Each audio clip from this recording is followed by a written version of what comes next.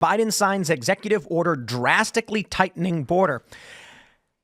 I just can't, if we, my friends, Joe Biden's executive order doesn't tighten security. It actually codifies a limit to allow illegal immigration. OK, here's how it works.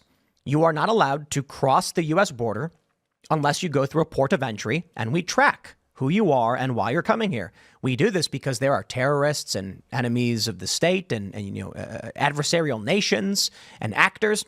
And so we want to make sure cartels, drug dealers, people being trafficked aren't actually being brought across the border. Biden's executive order actually says it is now OK up to 2,500 people. The president is just doing things. Congress doesn't matter anymore. Electing Congress doesn't seem to matter anymore. And I'll tell you this, I am furious because, look, all we ever seem to get is maybe one or two strongly worded letters from members of Congress.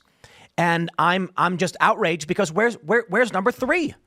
If we can just get one more strongly worded letter, maybe Biden would finally stop violating the law and the Constitution, and maybe this country would get on track. I'm hoping number 3 will do it.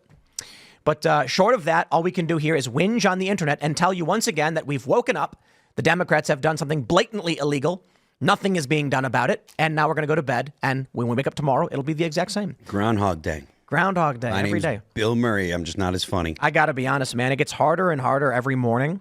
I'm not joking. The morning segment, I do the Timpool Daily Show, the podcast, and I wake up in the morning and I'm like, this is the same story from yesterday, just slight variation.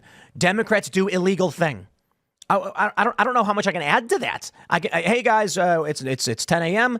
The Democrats have done an illegal thing again, and there's no more context to add because I've said all the context. So have a nice day, and I'll see you at 1 p.m. If you feel like really bashing your head against the wall, you could get on the internet and debate with people about whether or not he's actually doing an illegal thing, because there are plenty of people out there that unironically say, no, this is perfectly fine. This is good. This is the proper procedure. These are actually good. The charges are okay.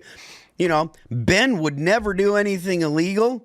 Man, what are you talking about? This is all straight up. Donald Trump's the most evil person. I mean, it is comical. It is the same stuff they were saying in 2016. And there are still people that have absolutely no attachment to reality. Look, I think this is particularly... It's frustrating. Yeah, it is frustrating. I think this is particularly egregious because the Biden administration, Biden came out there and was like, well, I was ready to secure our nation's borders, but congressional Republicans. And you want to be like, you made everything about Ukraine. You wouldn't get a border security bill through without funding Ukraine. Also, this actually does nothing. Does anyone think it does nothing. Does anyone think that works, though? Do you think that works when he says that?